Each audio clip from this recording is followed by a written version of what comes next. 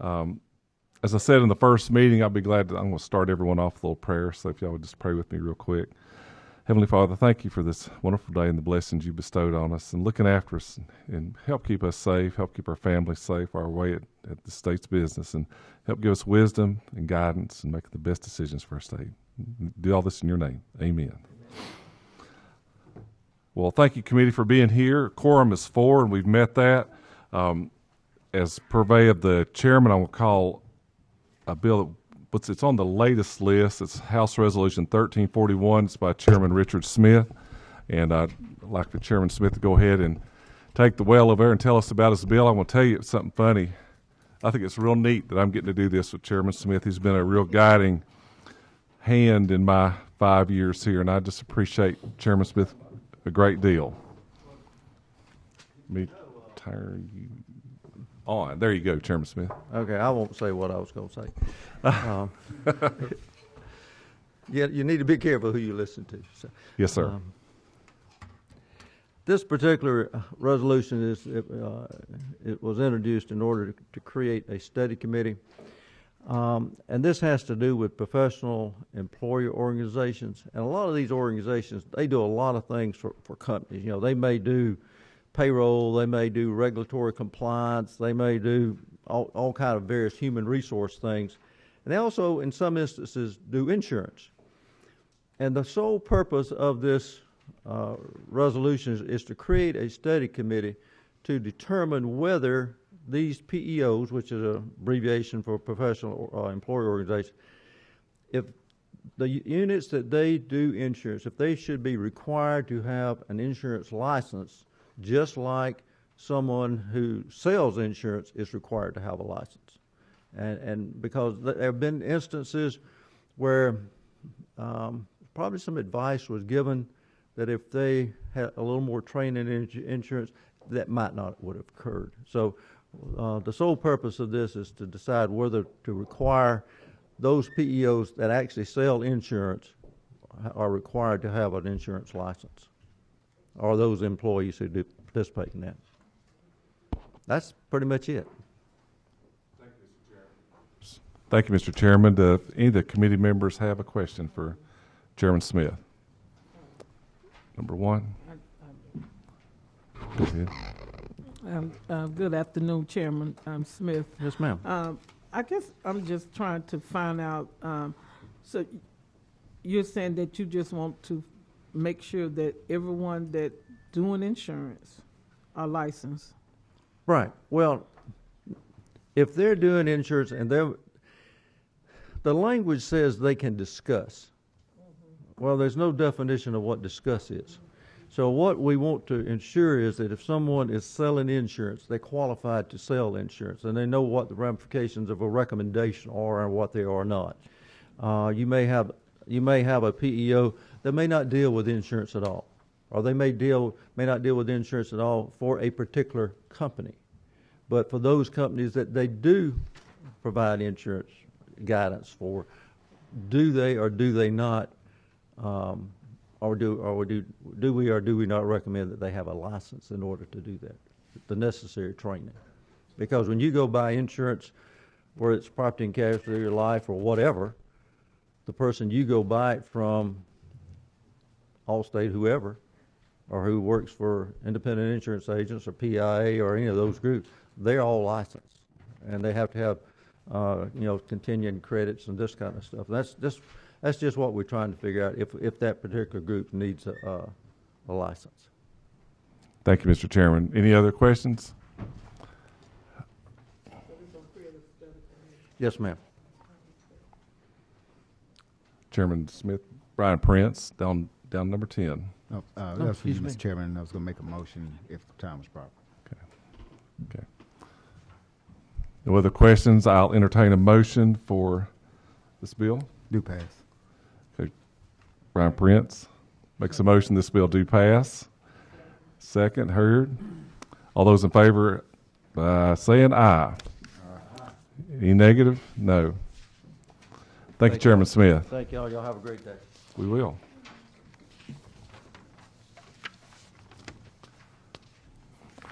Committee, when I was looking at these study committees, I think all of us are going to get quite an education on a variety of subjects, and I just I think that's pretty neat. I think that's one thing I like. So I'd like next to hear from Representative Debbie Buckner. Hers is House Resolution 978. Thank you, Mr. Chairman, ladies and gentlemen of the committee. This study committee, it came about because several of us were talking in the ante room, and we had gotten calls from people in our district saying something about a historic structure in our district that citizens were concerned that they weren't quite as pristine as they ought to be. They might not be that they are falling down, but that they were not being kept up like they thought they ought to. And so we were talking about that, and we knew that parks and historic sites are doing the very best they can, and that funds are tight. And so Representative Coleman and I in particular were talking, and we said, well, maybe we ought to do a study committee and see how we are taking care of our state historic structures, look at other states to see if they have any novel ideas of how to take care of them, how to raise the money to take care of them, how to generate the needed funds so that we can do a better job of taking care of the historic sites that we have in Georgia. And as we've talked, there's been other things that have come up about, what if there are some sites out there that are not under the care of the state and are about to be demolished for some reason? What is our responsibility? Because they have this list called buildings in peril. And so we were talking about that. And so in other words, there's a lot about historic structures and historic sites in the state of Georgia that we were thinking we ought to look into, see if we're taking care of our history and if there is a better way for us to do that. And so this study committee was designed to just look at it and see if we can take the very best care of our historic structures in the state of Georgia. And just so you'll know, the people that are responsible for this in DNR have told me that they are very supportive of this and feel like that Commissioner Mark Williams said he really feels like this needs to be done, and he's glad that we brought it forward. Well, I know this is very close to you in your district. What do you have park-wise? And you have well, I have the FDR State Park and the Little White House, which is the more people go to the Little White House as a state historic site than most any other historic, not park, but historic site.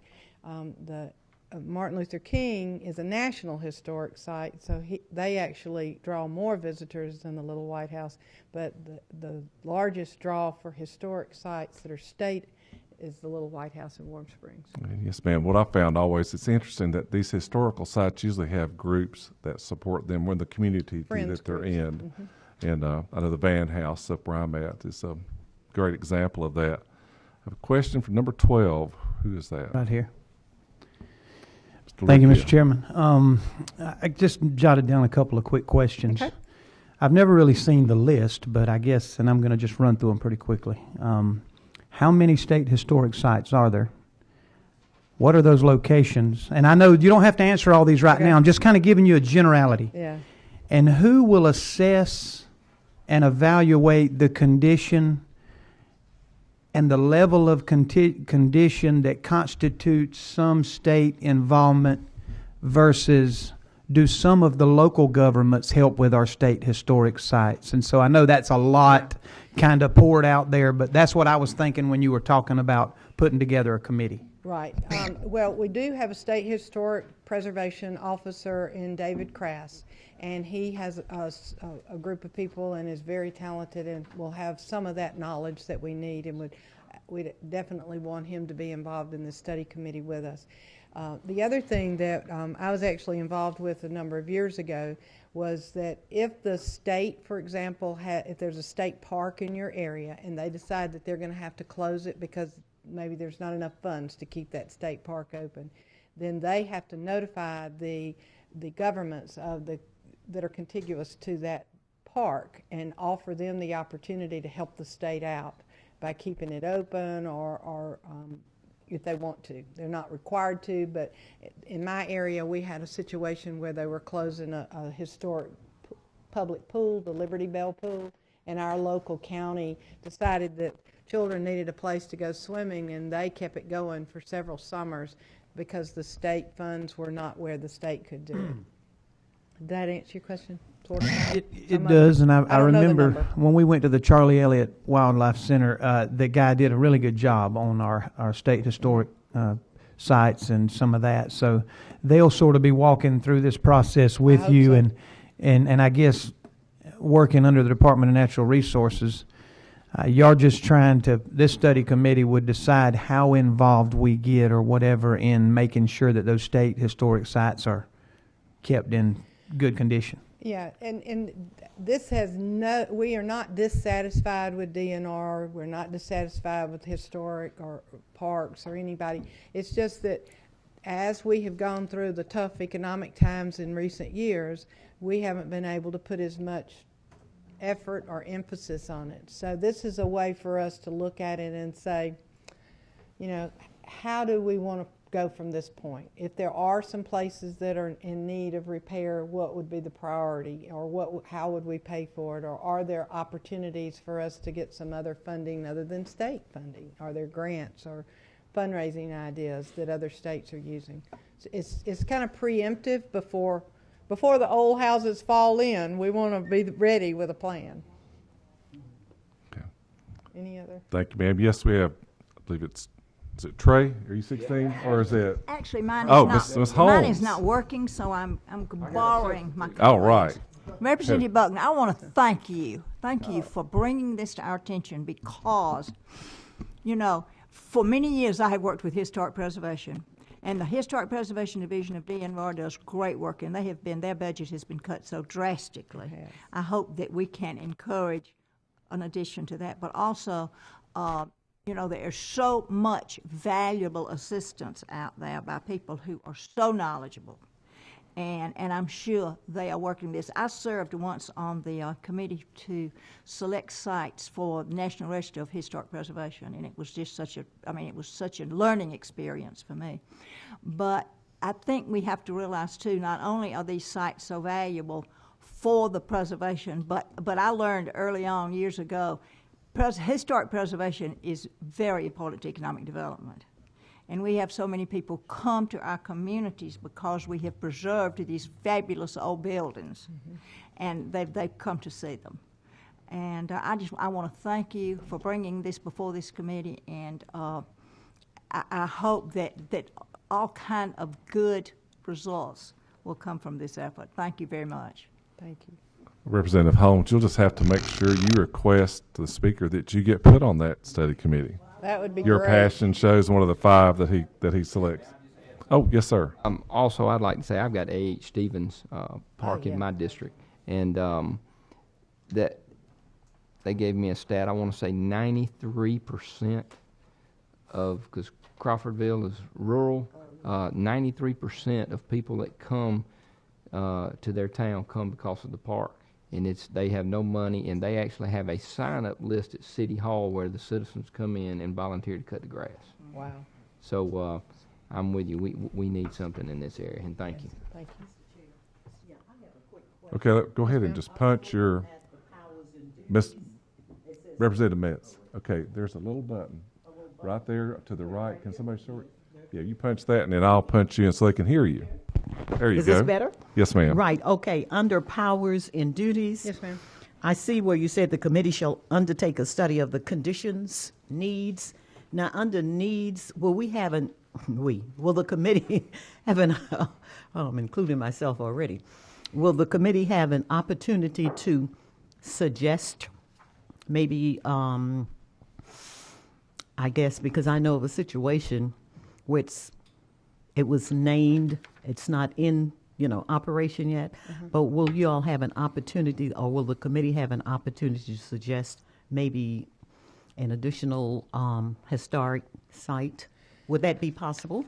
Oh, I would think that would definitely be a possibility.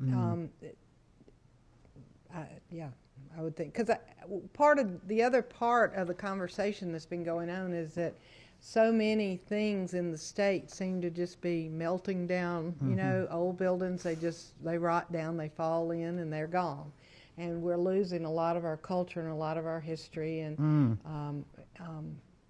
it's our story. Yeah. Whether we like parts of it or not, it's our story. It tells who we are, and we need to have a good sampling of the whole story so people know the whole.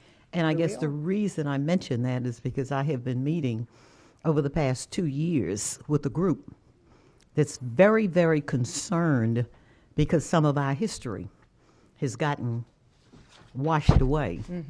And I promised them that, you know, with their help, we would bring back that forgotten history. We've just got to figure out where the needs are. Yeah. We've got to find out what it would cost, and we've got to find out where we can get the money. Sure. It's nothing big. Thank you, ma'am.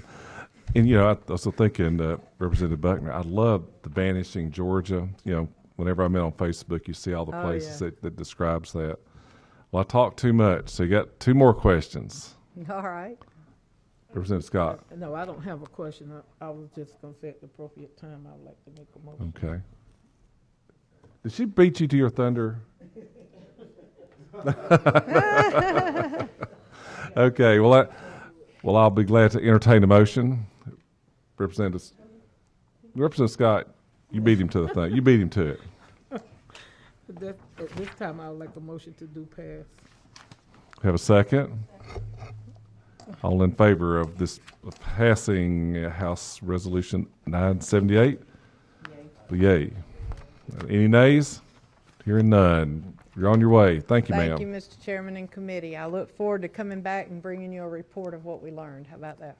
We look forward to reading it. You're going to have a fun summer, I believe.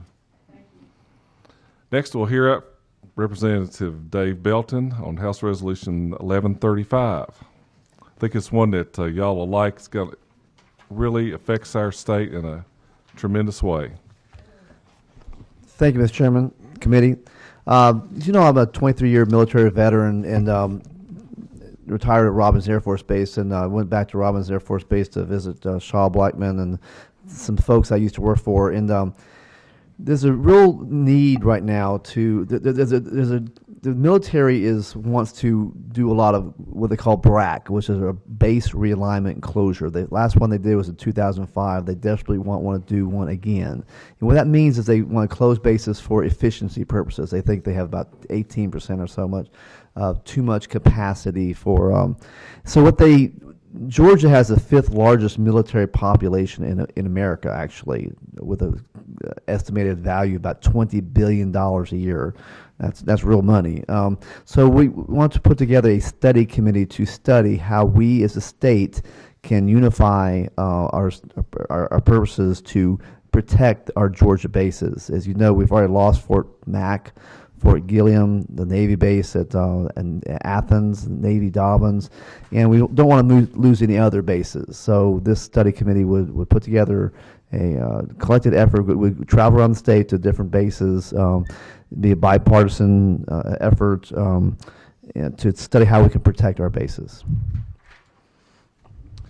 Okay, I'll just bring your attention. If you'll look down on line 18, you know, you'll find I'm just one of the guys that tells y'all I know. This is an unusually high number of people for a study committee.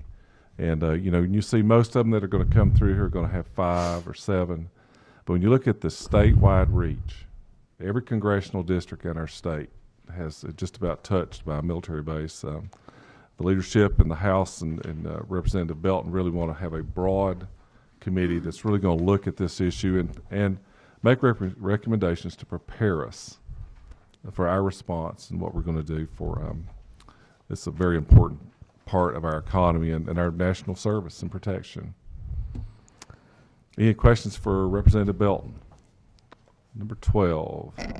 Thank you, Mr. Chairman. I saw that high number too, but do you have an idea of kind of the breakdown of those members? Are you looking at maybe like 5 veterans, 5 economic development people, 5, I mean, do you have kind of an idea how you want that? We'd like to make one per congressional area in general. We want to obviously use veterans. I have a list of people who've asked to be on the committee. Obviously, the speaker will make those decisions. We're also going to ask some former military retirees, like generals, who are not legislative members, to be on the committee as well. To other than the 15, to give us advice. And we're going to work, of course, closely with the governor's office as well.